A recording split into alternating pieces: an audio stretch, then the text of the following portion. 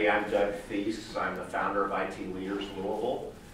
I also founded IT Leaders Indy up in Indianapolis, and a brand new session we've got up in Fort Wayne, Indiana called IT Leaders Northeast Indiana. We had 40 people in October up in Fort Wayne. They're all looking to work on their leadership skills just like you are. Speaking of that, why are we here? This group is designed for staff IT leadership, so directors and managers, people who get promoted to positions of incompetence, typically from individual contributors, often don't get any leadership training at all. Sometimes they'll get a little management training, so they learn how to fire people, but often don't learn how to retain them. That's really what this is about, and CIOs and VPs of IT are welcome to attend. We've got a few CIOs who come regularly here. If you've got people in your organization or friends from church or the soccer field that might benefit from this group, please pass the word on about those folks. We are focused on breakfast, mentorship, which I don't have on that list. We're talking about bringing that program here. And networking, you guys are good at that. It's a big city, small town when it comes to IT in Louisville. I love that. And then hearing a couple of speakers on leadership topics. That's why we're here. Take some pictures of this group, if you would please, and feel free to post it on social media so you can get the word out to your network. IT Leaders Lou is the hashtag. You can send those pictures to me and I'll post them on LinkedIn if you like. That's my mobile number right there. I'd love to show off how many people are here. We've got a great turnout today. itleaders.org/Louisville is the easiest way to keep track of what's going on. We also have a LinkedIn company page called IT Leaders Louisville. That's an easy way to stay in touch as well. I would encourage you to follow the LinkedIn and to sign up for the mailing list on the website. We are embarking on spreading a curriculum that we do in our Pittsburgh market to many of our other IT leaders markets. And that is a 9-month, about an hour a week self-study program from thetechlx.com. This is from Willett & Associates and Dan Roberts. Dan had the CIO Whisperer podcast over the last few years, and he's got some great interviews there. I love the curriculum. It's one of the best I've seen. It's not cheap. It's $6,000 for a 9-month course, but it is a very complete program. If we get enough interest in any of our markets, including Louisville, if we've got 5 or 6 who are interested in joining it, we will actually bring them together once a month so they can work together and not feel like they're isolated doing this work on their own from a computer in their home office. I would encourage you to look at the program if that sort of thing is interesting to you. Most of the folks that we have in our other markets who do this, the company pays for the education.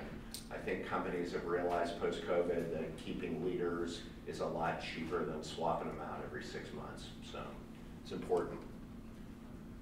Other groups, many of you know these, and I'm going to ask you here in a minute of any groups you know about. Shannon Fear's Rocket Women is tremendous. I know Kate Rance, my coworker, attends those events regularly. I love the people she has speaking and the work that she does. Louisville Data Technology Group, this is more for the propeller-headed data people. It's a nice group from what I understand. I've met a few people who attend that regularly. Mirazan runs the Louisville Microsoft Users Group. Do a great job. I have not attended one of those yet. I hope to. Anybody attend those on a regular basis? Eric, you like the group? Very good. All right. Any others? Any other events that we should be talking about or that the group might benefit from? Okay. There are videos of all these events, not only the Louisville events, but the Indy events and the Northeast Indiana events. If you go to Expedient's YouTube page, that's youtube.com/expedient/videos, you can get video of all the events from top to bottom. So it's a great way to learn as well. We have also divided those things up into audio podcasts. So rather than hearing me give announcements like this for 15 minutes at the beginning, we have chopped up meetings like this into 2 30-minute podcasts, which is nice if you're driving to work or you have other sorts of windshield time. There's, I think, 18 of them out there right now. They're really good. I'd encourage you to have a listen. We had a good one on stress in Indy back in September. Managing stress. Nobody has stress here, do they? Okay. Yeah, I think that's a good one. Ryan Brubaker, I'm actually thinking about bringing him down for that topic in the new year. Dan, were you at that session? No, I was not. I wish I would have been. Yeah, it's a good one. It's a really good one. This is your part of the meeting. If you have an open position or if you're looking for your next role, I'd love you to speak up now briefly, 30 seconds, talk about what's going on. Any open roles in your organization that you'd like to talk about and share with the group. I know it's not the exact perfect time of year for that sort of thing, end of the year. Go ahead. I've got an opening for a Director of Infrastructure. What's your company name? ISCO Industries, isco-pipe.com, ISCO. Director of Infrastructure. Thank you. Got that, everybody? Anyone else? Okay. There's a couple of really nice openings up in the Indy market. If that's of interest to you, feel free to reach out to me. Anybody looking for their next role that's willing to talk about it out loud in a public group?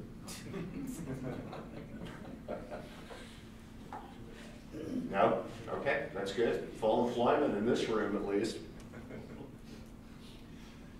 How can you help this group? If you like this group, if you like the idea of working on your leadership skills, and I've heard networking called misery loves company. I think it's that at one level, right? We all are doing the same work in many respects. Link up with me on LinkedIn so we can help distribute this information among your network as well. Take a meeting. When I reach out to you after this meeting, if I haven't already spoken to you, I'd love to get your feedback on the meeting and talk to you about maybe other speakers for 2024. And spread the word. Talk again about the event at your church and your soccer field and any of your other spheres of influence and your coworkers as well, of course. So here, take a picture of this one. Here are the dates for the events for next year. Now this is on itleaders.org/Louisville, but we are moving to bi-monthly. We're going to have 6 events next year, just like we do in Indy. We were quarterly this year. It's a little spread out, I think. It's hard to maintain. It's not monthly. It doesn't feel like a job, but every other month. And if you'll notice, it's the second Tuesday of every other month starting in February. So those are our dates. We're going to meet at all the events here at the Young Brands facility. My company, Expedient, is actually pursuing a data center. So there's an outside chance that we will meet at that data center maybe later in the year. Those talks are going extremely well. We're excited about that, but chances are we'll be meeting here all year. With the exception of December, we may make that a drinking group with a networking problem on the December event. Next event will be February 13th. That's my spouse's birthday. 8 a.m. to 10 a.m. here at Young Brands. Elias Oxendine, the CISO for Young, will be speaking. He doesn't have much of a commute to get here in the morning. And we'll have another great speaker. I've got a couple of talks. A couple of people who are interested in speaking. We're just trying to get the schedules right. And finally, gratitude. Centric Consulting here in Louisville and in the Cincy market have been really key in getting the word out here locally about the event. We started last September, a year ago in September, and we've had great attendance so far. Centric does a number of really cool things. My favorite is their organizational change management group. They're consultants. They have got a great cloud practice as well. And their capabilities are deep and wide. So Dion and everyone from Centric here, thanks for your help. And then finally, my employer, Expedient. This event would never have gotten started if it wasn't for Expedient allowing me to spend my time and their money putting together a leadership program for people like you. We are a co-location facility. That's where we started 25 years ago. Now we do VMware Cloud. We're one of the largest VMware clouds in the country. And we have a number of services based around that, including disaster recovery and virtual desktop infrastructure, and even our cloud on your premises. So happy to talk to you about that if that's of interest to you. Finally, today's speakers, Keturah Jenkins, who attended our very first meeting in this room back in September of last year, is going to talk to us about leading intentionally, followed by Jay Messner, who's down from the Cincy area. He'll be talking about managing and, increasing your influence in all directions. We all know that our direct reports or our managers need managing. So Jay's going to talk about that. Thank you very much for attending. Keturah, you're up. Oh, nice. All right, good morning. How's everyone doing today? Great. Oh, okay, I got it. I'm sorry, I apologize. I went right in. I know it's the morning time. Because it's morning time and because it's the group, we're going to be collaborative in this discussion. So this is not going to be me on the stage. This is going to be us having a conversation. You see there he's passing out actually, can I get one of those? You bet. Yeah, appreciate that. All right, so we're going to be talking today about leading intentionally. And the reason this came to mind, so when I got out of college, I was recruited I started working at GE right out, and I was recruited into what they call one of these leadership program tracks. So they had leadership program tracks for lots of different finance, technology, all the things. So they took us, kids out of college, and said, hey, go lead a bunch of people. Awesome. What they also did, though, was they did give lots of leadership training. So now fast forward probably about 15 years, and I'm sitting in my office. Again, I'm in technology. I'm obviously a woman, and I'm diverse. So when any woman or diverse person came into technology, they said, Keturah, go mentor them. And I said, I'd love to, because I think a lot of the reasons that I've been successful, someone took me under their wing. And so I remember sitting in my office across from someone, and as I looked at that person, suddenly the thought came to me that the best version of them was not necessarily just a different version of me. And it struck me, and I was like, but I can mentor them, but mentoring really meant like, hey, well, I make these sets of choices, so you should be making these sets of choices. And that just it felt icky to me. So, but I didn't know what to do with that. Then I'm going to fast forward about 5 years. I get married, we have our first child. My daughter Eleanor is going to be 12 soon. And I remember as I first had her, I looked down at her, and for some reason my first thought was, what if she wants to be a ballerina? I have no idea how to help someone be a ballerina. I have no idea why that was my first thought, but I looked down at her and this is my thought. Then again, fast forward about 6 months, I sat in this course and they were explaining different types of leadership. And all of these things culminated for me in the different types of leadership. Unfortunately, we kind of put together all types of leadership together and we don't really distinguish them. So today we're going to be talking about 4 different types of leadership and allowing you to then, one, understand which one do you tend to gravitate towards, and then also understand when others can be used. Okay, so we're going to be dealing with 4 types of leadership today. How many types of leadership? 4. All right, thank you. Just waking it up. Okay, so the first one we're going to be dealing with is managing. So when you think of managing, very simply, managing is directing or telling someone. That's what managing is. If I am managing you, I am directing or telling you what to do. When you think about managing also, the spotlight is on the person that has that experience, that person in most authority. So when you think about spotlight, have you ever heard of sage on a stage? Have you ever heard that?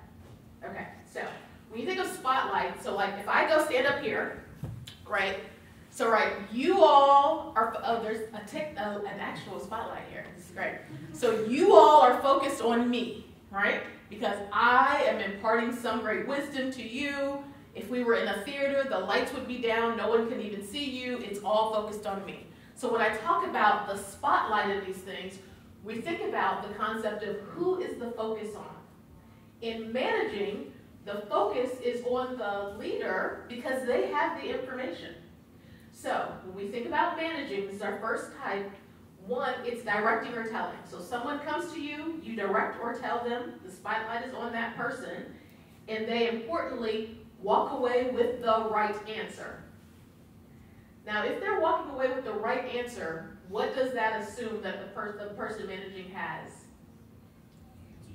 The right answer, right? So this only works if then I, as the manager, have the right answer, which is not always the case. That's why we're going to go, that's why we need different types of leadership. So what's our first type of leadership that we just talked about? Managing. Managing is directing or telling. Managing is what? Okay, good job. I know you're not, I'm really trying to help you guys get in. Okay. Because, oh, let me tell you this thing too. So I do adult education. And so no matter how entertaining I am, if you only listen to me, you will only remember probably about 5 to 8%. It doesn't matter. You can be like, hey, that was amazing. What did she talk about? I don't know. However, if you then speak back to me and write things down, then your retention increases. Now, the highest level of retention comes with if you listen to me, if you write things down, and you then go practice it. So that's why there's a method to my madness around all of this. It's not just to wake you up at 8:45 in the morning. Okay, so that was a little commercial break. We talked about already one element of leading, and that one's called what? The first one? Managing. Now the second one is called mentoring. Now when you think of a mentor is advice based on experience. So if you want someone to mentor you in something, that assumes they have achieved something that you would like to achieve. Okay? So if I want if I want you to mentor me because, oh, you've achieved this certain thing. So getting back to my original story, they sent people to me because they felt like, hey, Terry, you've been really successful in navigating this environment. Help them to navigate it. But mentoring assumes, hey, I started over here. Here are the steps that I have taken to get into this position. So it assumes that you are going to take the same steps. And while sometimes that works, because we all have different value systems, etc., sometimes that doesn't always work. I'll tell you another story. I came into the office once, and there was this new woman who started, brilliant woman, she was in IT security. Every day, guys, she wore a different colored wig to work. And this is 20 years ago. And it would drive me crazy. I'm like, they are never going to take her seriously. She is in a different color, purple, pink, every day. But again, I was in my mentoring. Like, these are the steps I took. I'm dressed every day in Ann Taylor or Banana Republic. I'm very mainstream. At the time, my hair was straightened, all the things. And then I looked at her and I said, I don't want her to take this path if that's what makes her happy. She should be in an area that is accepting of her. So in that case, when I think about mentoring, while I wanted to share my experience, I also didn't want her to think that in order to get to where I am, she only had to go in my path. So we now talked about managing, we talked about mentoring, advice based on experience. Now, the spotlight in mentoring is on the mentor, right? Because they have achieved something you want to achieve, and the spotlight is on them. Now, you walk away with what works for the mentor. So we already talked about that. So we got two now. The first one was managing. Anybody remember the definition of managing? Directing or telling. Mentoring is advice based on experience. So here's the experience I had. Here's some advice based on it. The third one is coaching. Now, coaching came to me at some point, probably mid in my career, so I know we didn't do intros or anything, but so in addition to leading technology groups, right now I lead the shared services group, I'm also a certified executive coach. And so coaching came to me because what I loved about coaching is because it shifted now, and it's asking questions to gain clarity. So think about it. So think about a really good, who's a really good, I used to use Tiger Woods, but that feels really dated right now. So I used to use Tiger. But if you think about a really good athlete, and you think about the coaches that they have, the coaches are never better than the athlete. Like whoever was coaching Jordan or whatever, it wasn't a better athlete, right? But it was someone who could still help them through asking them questions, help them to tailor what they were doing, and help them to get better. And so that's what coaching is about. Now, coaching, really importantly, again, it sounds like that you're asking questions to clarify intent, but here's where the spotlight changes. The spotlight is on the person being coached. Now, you may ask me, Tara, how can I tell where the spotlight is? The easiest calibration to where the spotlight is who is doing the most talking. If you are doing the most talking, the spotlight is on you. So even in my coaching engagements, it becomes a ton of self-management to make sure that I am allowing the spotlight to just be on them. And then what they walk away with is really clarity in their path. So think about this with coaching. So say you know you want to live in some establishment, you want to live in something. Whereas mentoring would say, I live in a 4-bedroom brick house, so you must come live in a 4-bedroom brick house. Coaching really starts to say, hey, let me ask you a ton of questions to see what type of house you want to live in, and then let me help you figure out how to get there. So even though I may live in a 4-bedroom brick house, we may discover that you really want a bungalow on the beach. And there's no judgment in bungalow on the beach, and I'm going to help you get there. So that's really what coaching is about. It is how do I help them through a series of questions get to what they want to do, and then also help them understand the path there. Okay, so now we've talked about 3 types of leadership. I'm sorry, I didn't even look at the time. How much? I'm good? You're good. Thank you.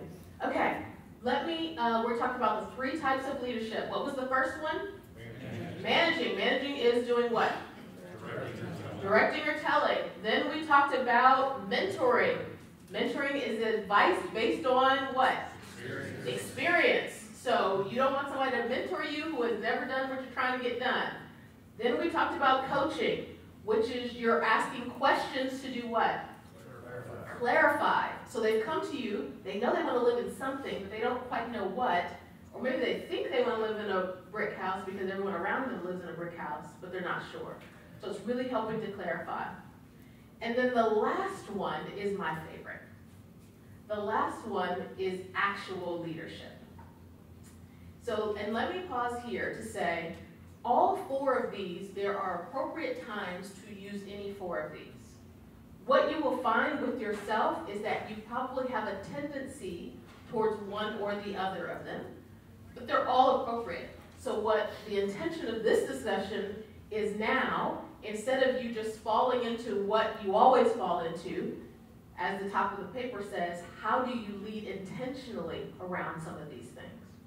So then we get to leadership. Leadership are questions to understand.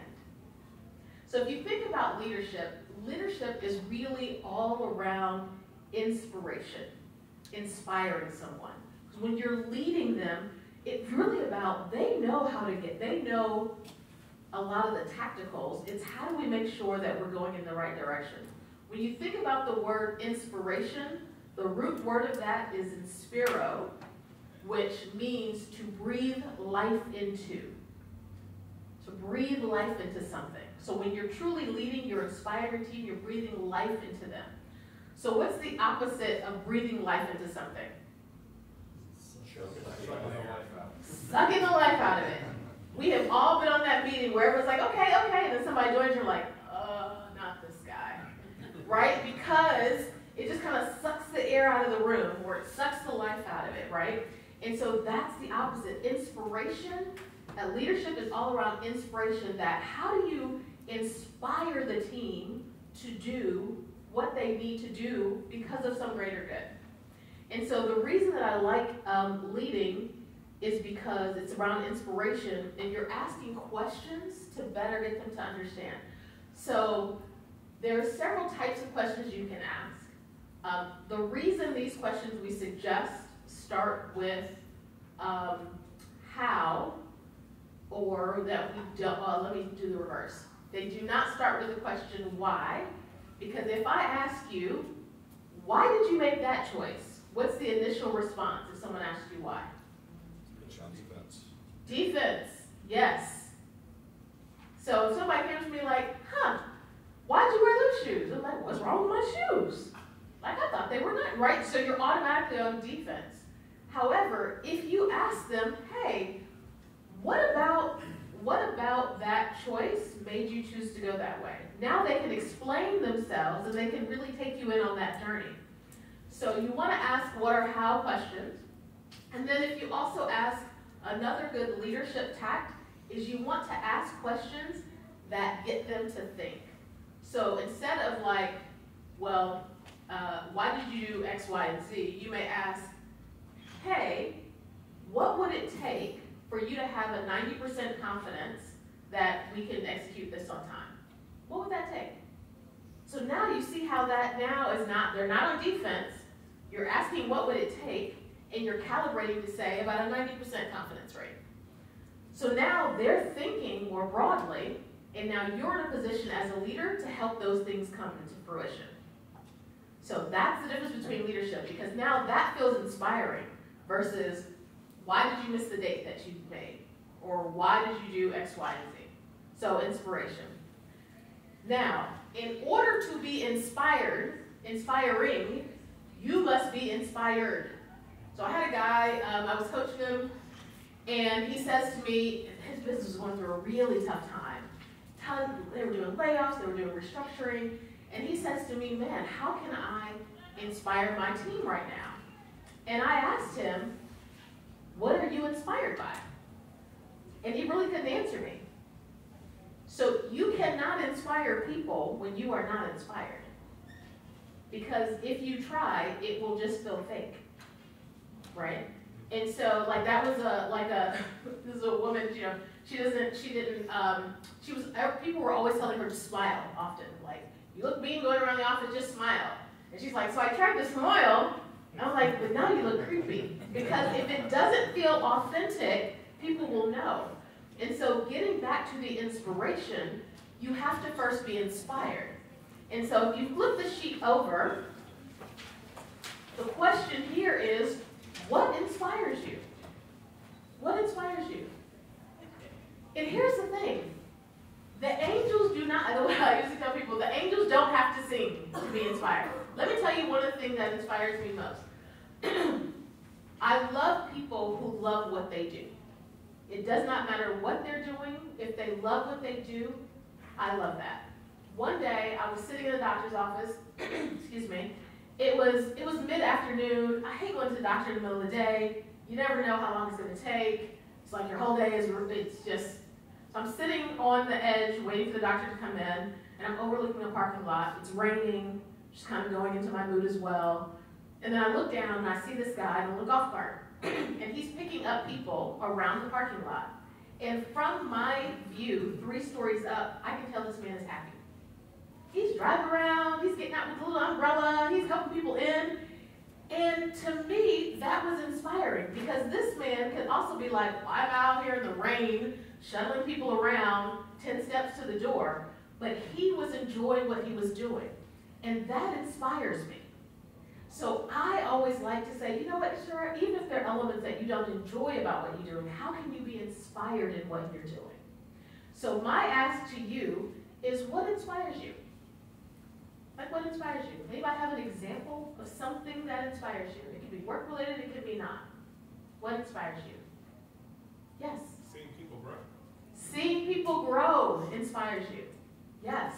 That's a great one, yes. See people follow their passions, like whether it's work or not work related.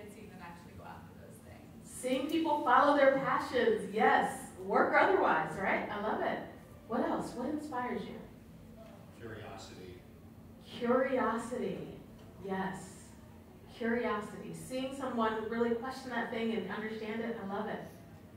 So, again, if you want to step into true leadership, then it is around making sure to get it, to inspire others, and before inspiring others, you have to be inspired. Now, the next question that you'll see on there is, what do you want to inspire in others? All right, so it's not like general inspiration. It is, what do you want to inspire? Again, when we talk about this concept of leadership, what are you trying to inspire? I'll give you an example. I started leading a team in about July, August timeframe. And these folks do not feel inspired at all. And so part of me wants them to just feel like, hey, we're a team, we're a group. But when I think of what I want to inspire in them, I want them to feel inspired to have a sense of ownership, to really be able to solve our partners' problems. That's what I want to inspire in them. That you have all the skills in order to do that. So everything from my language to what I'm doing is helping them, inspiring in that way. So when you think of whether it's your team, your environment, your sphere of influence, which I love, I cannot wait to hear this next talk, what is it that you are trying to inspire in people around you? Anybody have an example? Something you're trying to inspire, you would like to inspire those around you? Any examples? Think about it. Listening skills. Listening skills. Yeah. And so how do you inspire listening skills? By one, demonstrating those listening skills, and also how do you inspire them that, hey, this is going to really help you out? All right, we'll take one more. What do you want to inspire in others? Collaboration. Collaboration. Yes. Too often it feels like us versus them, and then collaboration, it doesn't get in the way. Great. Collaboration. So understanding then what you're trying to inspire will help you then to figure out how do you lead appropriately. Okay, so we're almost done here. Let me go again back to leading intentionally. So I need a volunteer, and I know Glenn, so I told Glenn, if y'all don't volunteer, I'm gonna volunteer Glenn. Somebody else is volunteering. I need a volunteer. I volunteer Glenn. Oh, I love it. Dion? You're it. Yes. Okay, I'm gonna count down. 5, 4, 3. Glenn, come on, you're up. Come on, help me out. Thank you. We're even in matching colors, Glenn. I love it. We're a We're team. coordinated. Yes. Okay, so Glenn, Yes. we talked about 4 types of leadership today. So I want you to lead me in these 4 different ways as an example. Okay, wait a minute. No pressure. You can do this. Okay. Glenn's a great leader. Okay, so Glenn, I'm going to come to you and I'm going to say, Glenn, I want to take my family on our first international trip. We've never gone before. How would you manage me through that process? How would you manage me? Oh, well, you need to get a travel agent, and they'll take care of you. So go see a travel agent. Okay. So you see how he directed and told me what to do. I mean, it was marginally helpful, but he directed and told me what to do, right? So that's very much. Your team comes to you and they're like, hey, I need A. This is what you need to go forth, go be successful, managing, all right? Now, I would like you to mentor me, meaning advice based on your experience. Are we still going Say, to... I'm still going internationally, yes. Oh, well, that's... You need to make sure your passport's up to date, and you need to make sure that all your kids' passports and shots are up to date depending on where you're going. And plan ahead and get to the airport 2.5, 3 hours early. So that, because if you don't, my experience has been that you can get stuck in TSA and then you're going to miss your flight. If you miss your international flight, wow, let me tell you, that's a real pain when you miss your international flight. So don't do that. Be on time, be early. Excellent. So you see how he pulled in his own personal experience to say, this is what I did. I know Lynn has kids as well, so this is what I did to help me go through that. So that was more mentoring now through it. And now what about coaching? Remember, you're going to ask him questions to try to clarify my intent. So where are you wanting to go? Yeah, I'm thinking Europe because my husband doesn't like to travel and I want it to be something comfortable for him. So I'm thinking Europe, so we'll feel kind of similar. So what part of Europe? Eastern, Western, the Mediterranean? Oh, I hadn't thought about that. Maybe Western Europe. I feel like it feels very more similar. So is it you like wine or beer, or you want to visit Spain, or what interests you in Western Europe? Okay, excellent. So we'll pause here. You see how he's now asking me, instead of just saying, hey, go get, first he was like, hey, go to a travel agent, go do the things. Now he's asking me like, hey, have you thought about what side? Have you thought about what types of activities? Have you thought about these things? So that's helping me to clarify my intent. And now, leading. Inspire me, Glenn. Inspire me. You know, Europe's really a neat place, but what is it that really interests you in Europe? Why does it excite you? Okay, so now he's turning it back to me instead of to help me to get inspired around like, man, why do I want to go on this trip? Okay, good job, Glenn. See? You did it. Not too painful. Okay. I know. No, you did great. Okay, so the whole point there is, you see how those conversations are very different depending on which part you're in. Okay, now, if you think about these 4 different types of leadership. Which one do you tend towards? So, let me see a show of hands. Who tends towards managing? Really, guys? Really?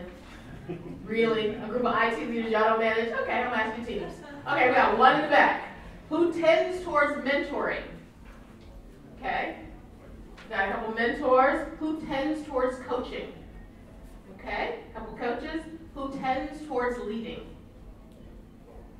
Okay, we got a couple? Okay. Okay.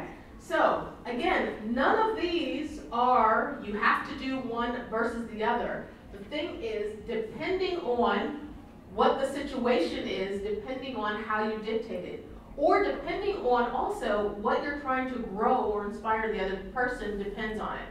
So I will tell you that I tend very heavily towards managing. Very, very heavily.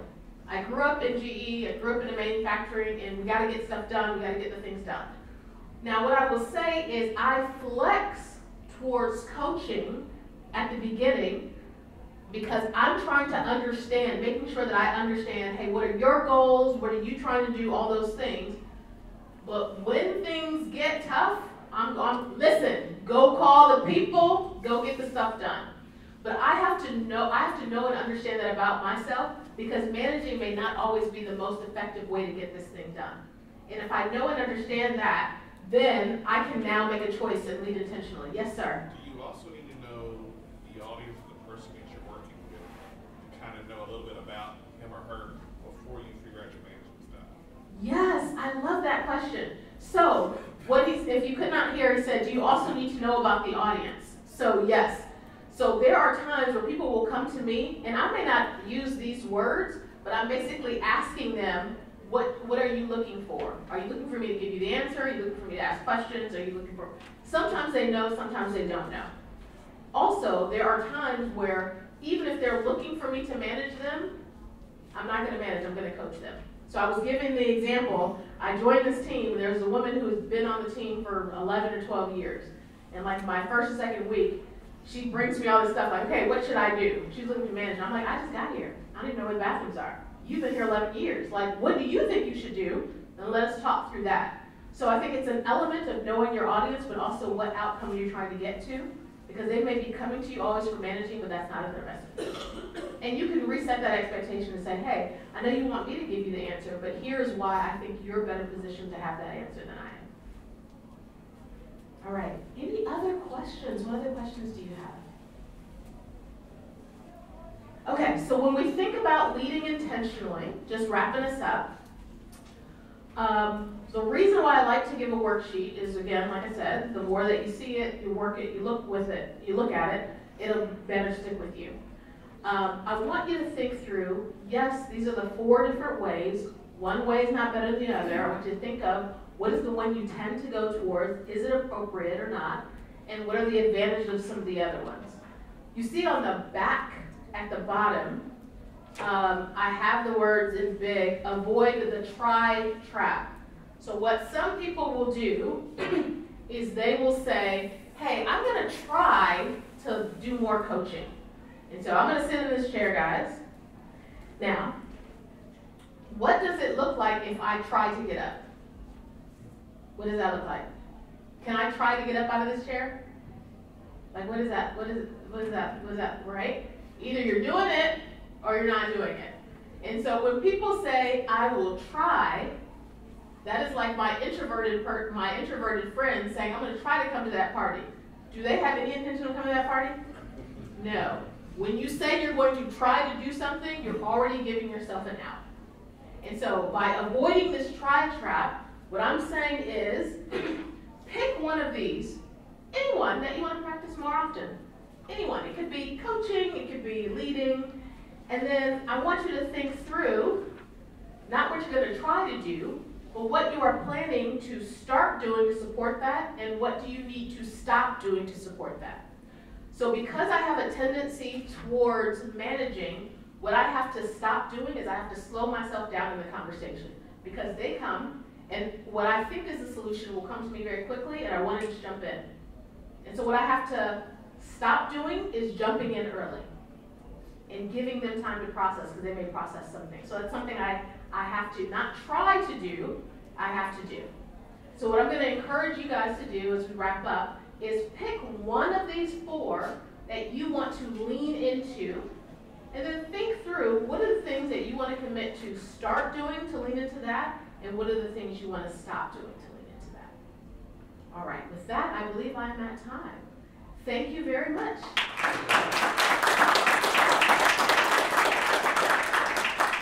Thanks, Katura. Great info. We'll get the PowerPoint switched over here. Jay? This is so perfect. It was like it was planned. I So love I'm going it. to build on things. I wasn't as kind as Katura to bring you something to take notes with, so fill in some gaps around here, because we're definitely doing the stop and start thing. Love it. So chime in if you want to. I love it. Okay. By way of introduction, I'm Jay. I run a little organizational effectiveness practice. I work with teams and organizations on executing strategy. But what's the biggest barrier to people executing strategy? People. Right? So there's always people stuff involved. So while I do strategy execution, it's primarily ways of working and building high-functioning teams. So Doug kindly asked me to do a little talk, and he said, what do you want to talk about? So I'll show you how the sausage is made. Why do you think I came up with increasing your influence in all directions? Didn't feel empowered? Yes, people didn't feel empowered. What do you think was going on in my client work at the time when Doug asked me the question? I was working with an organization that was having trouble, especially a technology team was having trouble having influence to get stuff done that mattered. So, you know, I'm pretty lazy, so I just said, why don't I put this on some slides and we can talk about it. And conveniently, this keeps coming up, so I might try to package this. All right, so we're going to talk about influence. I love that you said audience. You guys are going to talk about audience. We'll talk about approach, and we'll talk about next steps. How's that? Is that good? All right, so let's define influence. In your world, what does influence mean? Is it better if I stand still? Because I have a hard time standing still. Is that okay? Am I good? No, keep scrolling. Yeah. Okay, I keep going? Okay. Yeah. What if I do? Move as much as you can. Okay. Okay, that's another terrible side hobby. I like to make camera people uncomfortable. Okay, so what's influence in your world? Ability to change behavior. Ooh, excellent. Ability to change behavior. I love that. And there's a really interesting caveat to that. Because you could manage somebody to change their behavior by doing what? Tell them what to do. But what is influence? Giving them what to do. Leading. Changing behavior, especially when you don't directly force it to happen. So you are largely internal service organizations, correct? So your customers are who? Internal businesses. So it's tough sometimes, isn't it?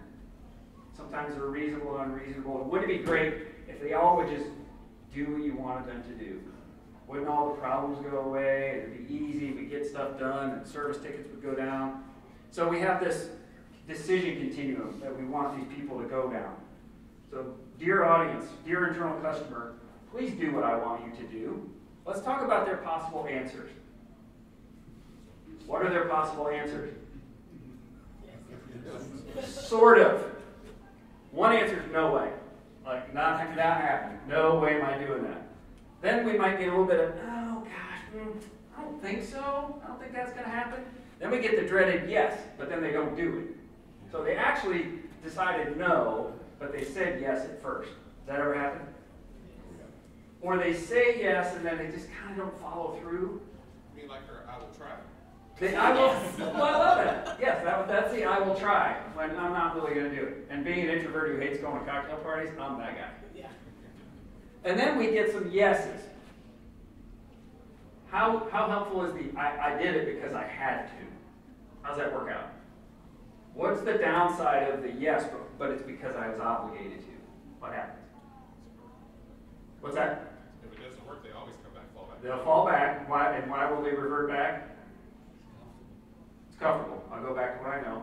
And then, if you're leading a technology transformation and you need adoption, you need people to start following the new process. And they say, yes, because I have to. How enthusiastic is their adoption going to be? Not so much. And what impact will that have on the other people whose enthusiasm you would like there to be? It's not so good, right? So that's kind of okay, but it's not great. Then we get the, I will. Okay, I'll do it. That's pretty good. But what do we really want? All the time. Oh yeah, heck yeah. I'm in. I want to do that. So, let's assume that that's our goal as we talk about having influence. Are we going to get that every time with everybody in our very diverse organization? No. So, spoiler alert, I'm not solving all your problems today. But I might help you in a few. Okay? So let's talk about it. There are a couple of influencing types. The ways we generate influence. One is interpersonal. Okay, I have influence with you because we know each other in some way. And I'm going to talk about the specific characteristics of that relationship and why that works. So that's interpersonal. And then there are times when you have topical or situational influence where you have a thing, you need to make a case for people to do what you want them to do. Do you encounter those a fair amount? Where you might not have interpersonal, but you have an event, where you have a project.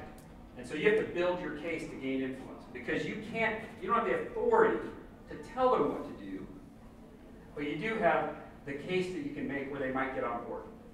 So we're going to talk about both of these. At your table, who has influence with you? You have like 2 minutes, quick discussion, go around the horn. Who has influence with you, and how did they get it? Go. 2 minutes.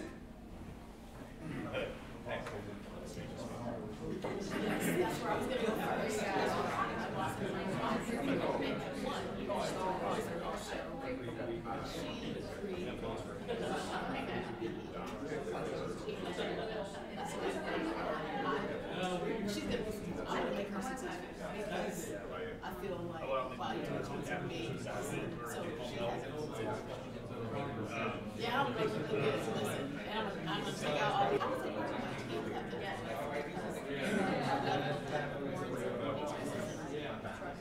I hate to interrupt great conversations. Feel free to have these after. And it's sort of unfair because we have one table with 5 people, and we have some tables with 2 people. So 5 people, I'm sorry. Some of you didn't get to talk too much. I would love to hear 2 examples. Who has an influence with you and how they get it? Somebody share. My wife, the day I married her. Ooh, I don't think we want to talk about how she has influenced you. Somebody else. Who influences you and how? Yeah, Carrie. Yeah, I think we had both here. I'm a consultant, so clients have immediate influence, right? It's part of that relationship. Yeah. And that's much more tactical. And then Yeah. I also heard, I can let the gentleman more of interpersonal, like demonstrated excellence and expertise. Yeah. So there was influence in wanting to, work well with that. Excellent. Excellent. Great. So why do I want you to think about that?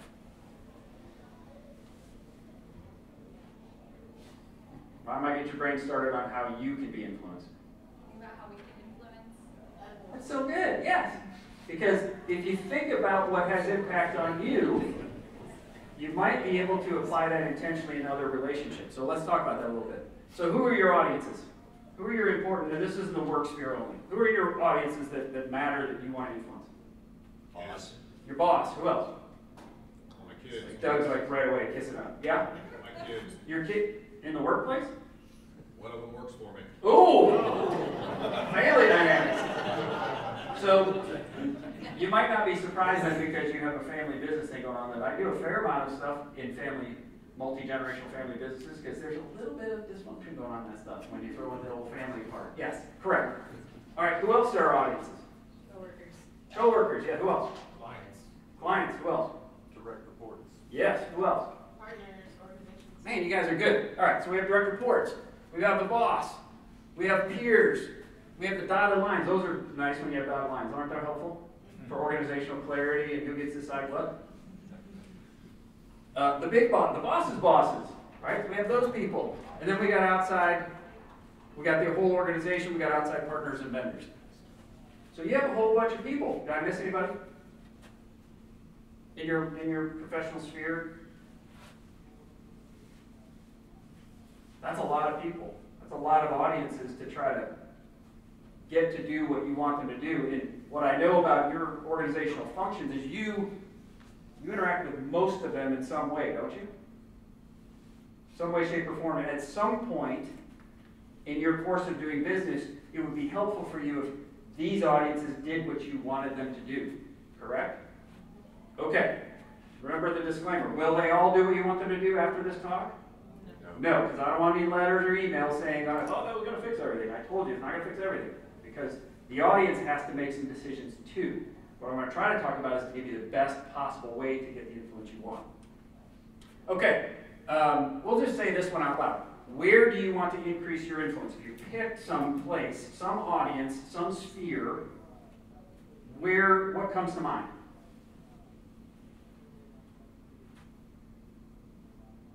Peers. Peers. In expedient peers? Yes. Okay, excellent.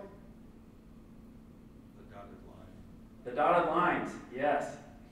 Why, Dion? It's my job to influence 60 some other people in our organization that I have no control over. Yeah, and life would probably be easier if they would do what you want. What did you say? I said the boss. The boss, of course. Yep. We all have there's a benefit to us having positive influence. Leading our boss, everybody heard that, leading from the middle. And authority only goes so far, by the way, in your direct report situation. Let's just make sure we understand it. Why is leaning on authority heavily not necessarily the greatest way to lead your team? It breaks down when you leave. Breaks down, right, excellent, because, You never receive by. correct, because, and you use your term is great, who's the spotlight on when you lead with authority? It's you. And if you want sustainable, scalable, engaged people who make decisions and take ownership, you want to kill that, just be the authority figure. But if you want to coach, mentor, inspire, I love that word, you'll get stuff done. So, direct reports, you'll get a higher functioning organization, higher functioning team if you use authority last. Okay, sometimes you have to be the boss and you gotta do it, you gotta direct. But that I would use as your last resort. All right, so let's talk about your potential. Now this is you. These are the components all centered around your credibility that will determine your potential to have influence. Okay, so we're going to talk about a few of these. First one's your capability. Why does that matter? Why does that matter to gain influence? It's hard to build cred if you're incapable. Correct. So the basic fundamentals is can I count on you to do the thing professionally that I think you're supposed to be doing? Do you get her done? Are you dependable in that way? Capacity. Why does your capacity matter as a lever for gaining influence? You have time. Correct. Because as you'll see in, later on here, that it takes intentionality to build influence. And if you don't have time and you are just transactional, if you're the drive-through window to get stuff done in your organization, you're going to have a hard time building influence because you'll always just be doing the bare minimum. So capacity does matter. Motivation. Why does your motivation or reason for wanting influence matter in your credibility? Because of authenticity. Who said authenticity? Yeah, excellent. They will know, they to them, the audience, will know if you're doing this for self-serving reasons. Conversely, if they believe that you're at it to help them and provide great service, your motivation will be an asset to gaining influence. And the last one is leverage. Now, leverage is not negative or manipulative. I'm going to talk about leverage in detail because it matters. Leverage is essentially you having some control over something that matters to them. Down with that? Got what I'm saying? You having control of something that matters to them provides leverage. So, here's leverage. And I put positive there on purpose. Positive leverage. This is not a negative thing, although the frowny face is something. So, my change management capable people here, what are the two primary motivators for humans to do something differently? Pain.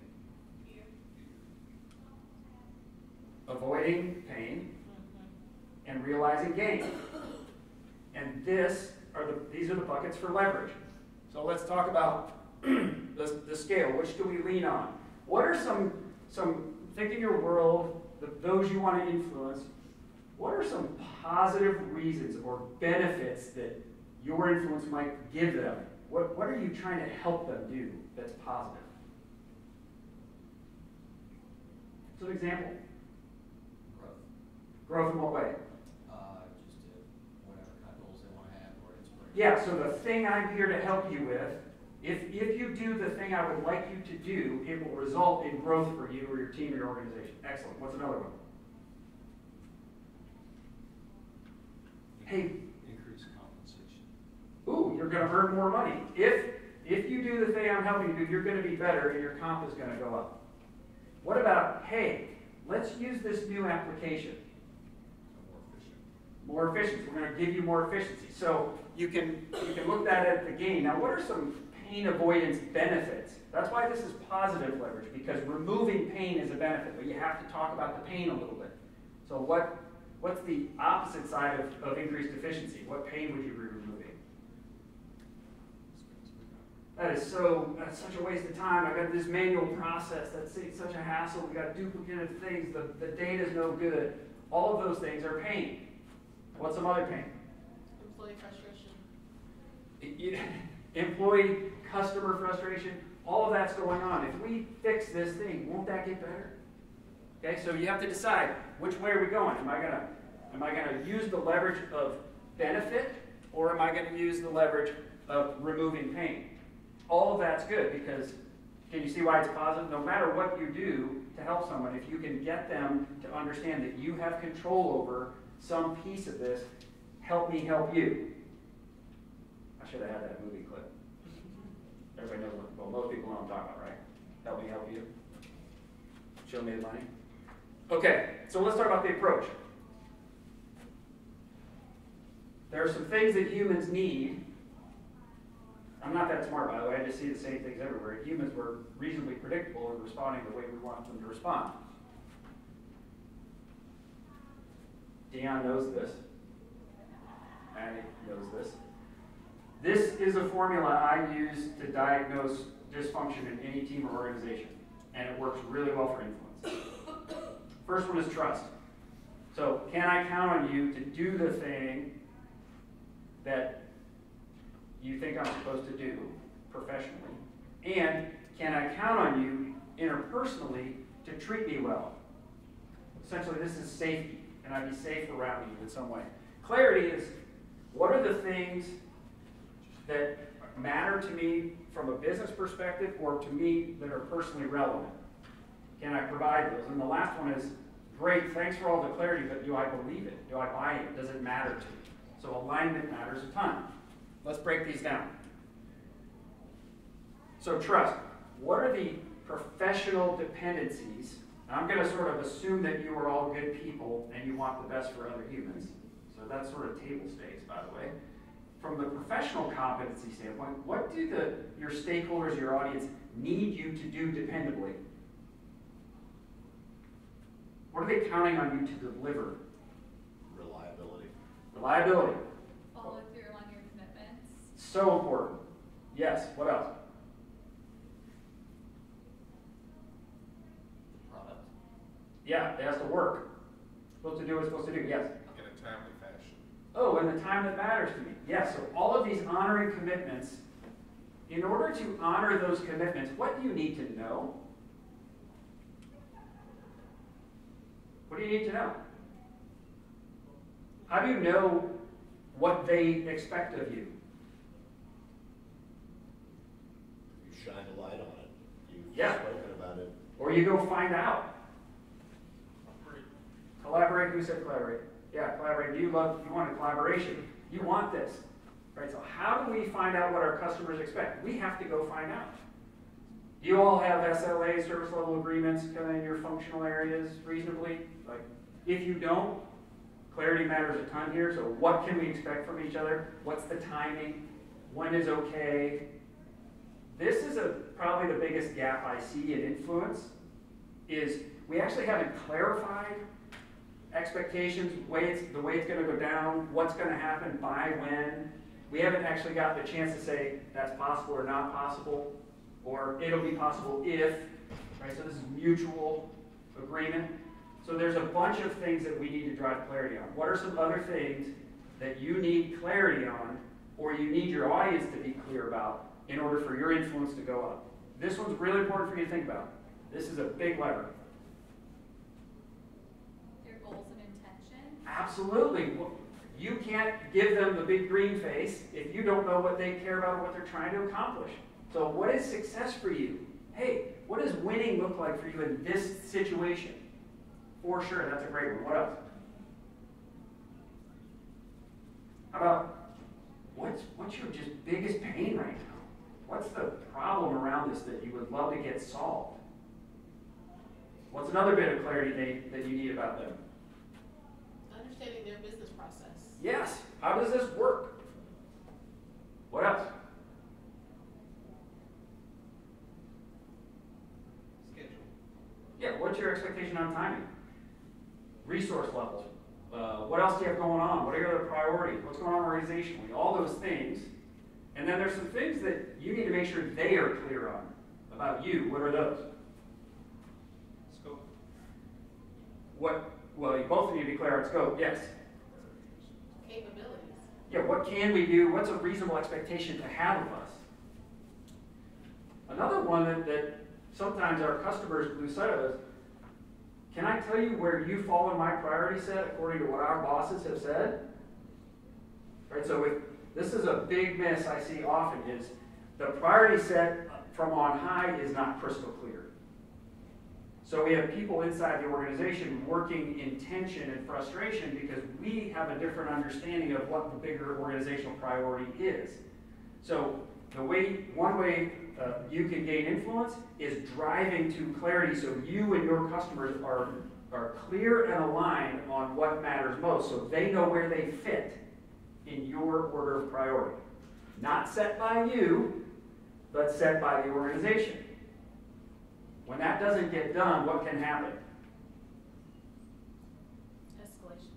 Escalations happen, and then what happens? How is your influence when you're in the middle of an ugly escalation with someone else that you want to have influence with? What happens? Right? Remember back to that whole trust thing? That doesn't go too well. All right, so I can't emphasize clarity enough. All of those things, and remember, we're thinking about what matters to them We have to understand that. Then we have to give them an accurate picture of what they can expect from us, and a little bit of a look inside our world. It would be nice. They may have a little more empathy if they understand all the stuff that goes on it takes for us to make the donuts. Okay, last thing is alignment. I talked about this. This is essentially, do we agree?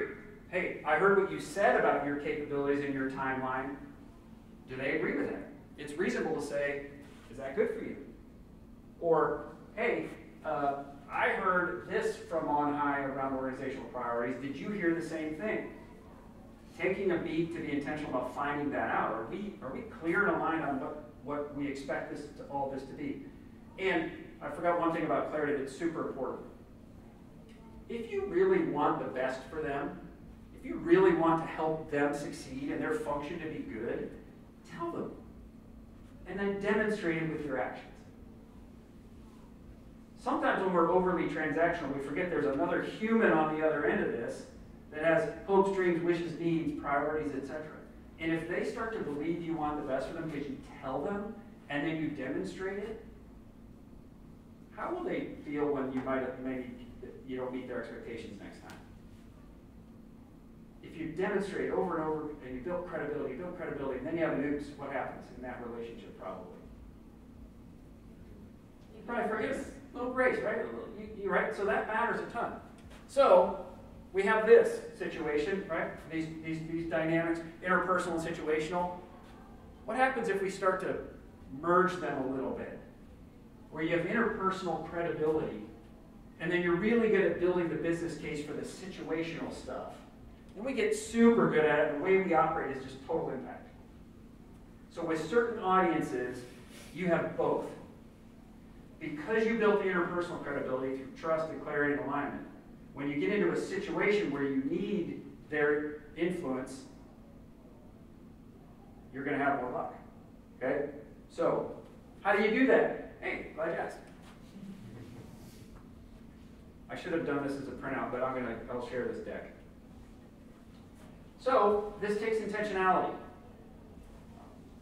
My favorite word around leadership is intentionality, which requires you to be thoughtful, to have white space in your brain, to think for a minute about what you're thinking about, and think, okay, interpersonal, who in my world would it be better for me to have increased influence? What would be a really important relationship for me to invest in for my business life to go better? And then I would go and think, okay, what are the trust things that matter to them? You know, am I demonstrating that I'm a safe person, that I don't talk about them at the water cooler, and I'm generally kind and pleasant and helpful, and am I dependable in their eyes? Do we get her done? Can they count on me? So I go through that, and then it's in clarity. What matters to them? What do they need to know, and what do I need them to know about me, and what do I need to know about them? And I list that, and then are we aligned on the really important things? I check that. And then go to points of leverage. What are the points of leverage? Pain or gain. That matter to them, not you, that matter to them. So what are the points of leverage that really matter? Oh, that application is kind of wonky, that integration didn't go very well, maybe we can clean that up. And then what are you going to do about it? Let me tell you a story about interpersonal leverage. I was working with a large organization that had a technology integration going on. It was really not going very well. I got asked to come in and say, okay, tell us, why is that not working? And the root cause was really interpersonal dysfunction at the steering team level. One of the business unit leader who was impacted by this integration was a person that did not treat people very well.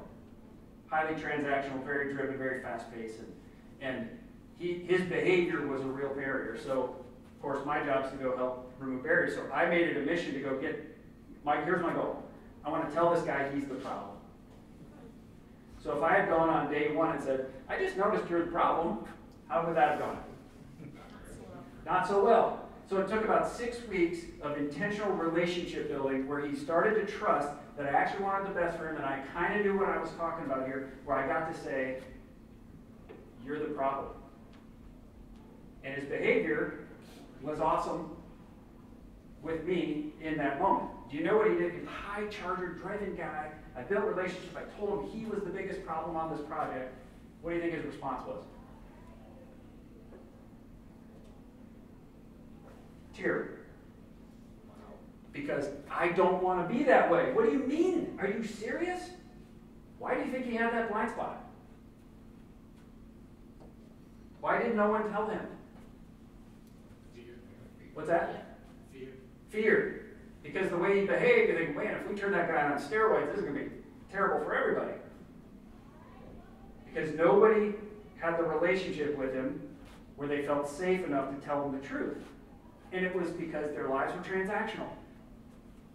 Intentional relationship building, proving that you are dependable interpersonally and professionally, gives you the right to tell people the truth. And that's influence. Okay, so then transactionally, the situational influence is what's the opportunity, what's the thing that we care about, what's the organizational benefit, why do we need to know the organizational benefit as we frame our case? Why do we need the organizational benefit? Budget approval. Yep, all those things. Reason for moving. Yep. If it doesn't make business sense, then let's not spend our energy trying to build a case for it. Okay, so we need that. Then I would just identify who are the key stakeholders, what is their leverage point, what are they thinking right now. Again, this is not manipulation, this is intentionally knowing who you need to win over to the thing you're trying to do, and then figure out what their needs are and build a plan. Anybody have anything you need to sell internally right now? Anything that you wish you could get done that's not getting done? Or you need influence? No? Anything else? Or yes. Yeah, a lot. Right? This is your life. I know I work, not surprisingly, organizational strategy, we're trying to accomplish this. How often does the this require technology help? Every time. I heard this, some smarter person than me said this, and I love it. It doesn't matter what industry you're in, every company is a technology company. So, you guys are pretty important. But you're not always viewed that way. True? True. How are you viewed sometimes in a way that isn't the best, that you're trying to achieve? How are you viewed sometimes? Cost center. Roadblock. Cost center. What else? Order. Oh, Department of no. yes. Why won't it work? All that stuff. So, do you think it would be worth being a little bit intentional to identify who you can get here with? Do you think that would help your life? So, what does our Frankatura say when it's time? What are you going to start doing? What are you going to stop doing? There is no try. What movie is that? There's only do. What was that movie? Oh, yeah. Yeah, Yoda. I mean, you gotta quote Yoda, always. Okay, so now, how much time do you need at the end? 2 minutes. Okay. Any questions or current situations you want to talk about with your peers and with me and Katura that you're dealing with? I've got one question. Yeah. When it comes to pain versus gain, research shows that over 80% is usually to avoid pain. Decision making is pain avoidance rather than gain. Do you think that influences how you influence? It can, but I will challenge a little bit what you said. Change seldom occurs until the pain of staying the same exceeds the pain of change. Right? So sometimes organizationally the pain's not bad enough. So to answer your question is yes, it sometimes influences how you decide how you're going to influence somebody, but you have to understand leverage and what's going on. Real change often doesn't happen until someone's in so much pain they just can't be there anymore. But that doesn't always happen in the business world, frankly. So the understanding the positive leverage is sometimes a more efficient way to start. Thank you. Does that make sense? Yes. Remember what somebody wisely said when we talked about when the pressure gets off, we revert back to our comfort. Right? So in the business world, when I got my whirlwind of other stuff going on, and my IT partner is saying, hey, could you help us by doing this instead of that? You have to keep in mind the challenge of sustaining of that versus of this, because when you're not knocking on their office, they're going to go back to the thing. That's the sort of the red yes, but then I actually don't kind of thing, which is where your, again, influence matters so much because, wow, you know what, Mike asked me this, all the pressure I have is to revert back, but man, I really trust Mike and he's a good dude and I can count on him, so I'm gonna fight through this inertia because I really don't want to let him down. That's influence and trust and high relationship. And oh, by the way, the business case they made was really smart too, so I think I'm going to do it. Great question. Anybody else? What else are you working on? What's challenging? Yeah. Technology rationalization. So going through and figuring out what tools to get rid of, but everybody's got their favorite one, and the one that they champion, and they don't want to give it up to deal on this one. And Another Mike? Yeah. I'm just going to call everybody Mike. There's a lot of us. So I'll walk out and look at you. So, technology rationalization. Hey, our suite needs to change. There are business cases for it, but I have my favorite thing. And you're asking me to do a new process, do a new thing. We're super efficient at it right now. Excel, just kidding. What would we say, what would Mike's leverage be? What does Mike need to focus on? I'm going to take you away your favorite golf club. Well, how can you get me to be okay with that? I think sometimes reminding them of the pain. They always look at it rose colored. I'm like, you don't even Yep. like this thing. Yep. Like, here are all the ways that Yep. you complain about it all the time. Yep. And helping them to realize how we don't. Yep, so that's one. Give you a better golf club. Let me show you why this thing would be cool. The pain part, or the gain part is really good. So you gotta make our situational case in that one, right? That's situational, not relational. There is potentially a trust me, but that, if I really care about this and I don't know those people, I start with situational while I'm building the longer track of relational. Let me get you a golf coach that can help improve that stroke so you can have whatever club you want. Yeah, dang, that's next level. That's like process, organizational structure, all the things that set you up for success regardless of the tool so you can optimize the use of the tool, whatever the tool is. That's really good.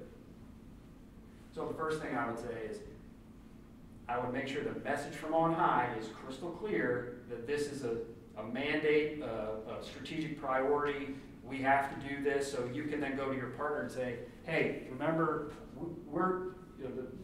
them want us to do this. I want to help you do it. I start asking a bunch of questions. Why do you love it? What does it matter? Back to the coaching approach. You're demonstrating that their opinion, their input matters versus give me your golf club, have a nice day. All right? So let's talk about, hey, if we were to change, if we were to be able to do that, and it was different than this, and how would that affect you? What do you think? And so I would pull them into the process.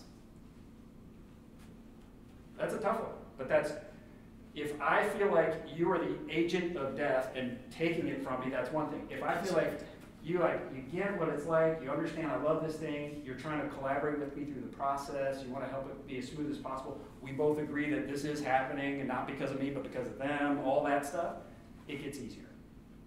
Great question, great example. Anybody else?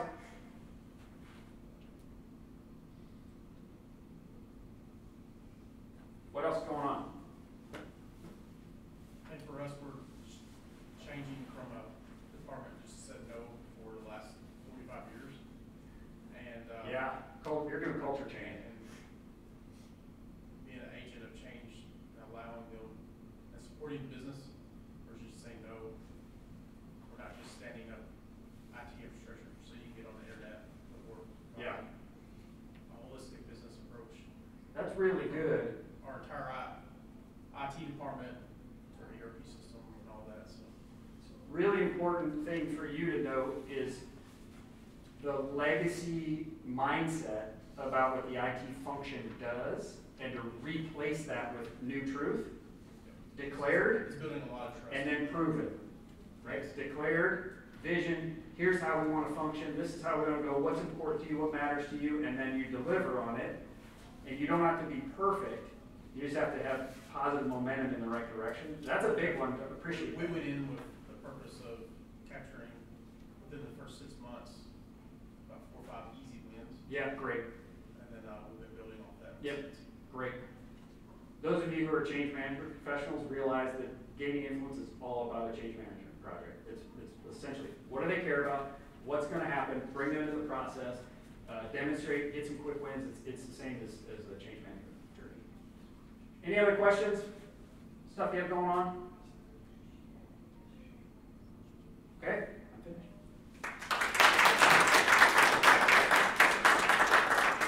Jay, thank you. Katura, thank you. It's great to have you. 2 great talks today. I'll be sharing the slides with you in a follow-up email in the next week or so. Video will be available shortly after that, and the podcasts as well. Don't forget about us on February 13th. That'll be our next event here locally. And please accept a meeting when I reach out to you so I can get a little feedback and make sure that we're staying in line with what you're looking for as a leader. One question to part with you on: who wants to be, or who wants you to be a better leader? Is it yourself or your team? I think you know the answer. Have a great day.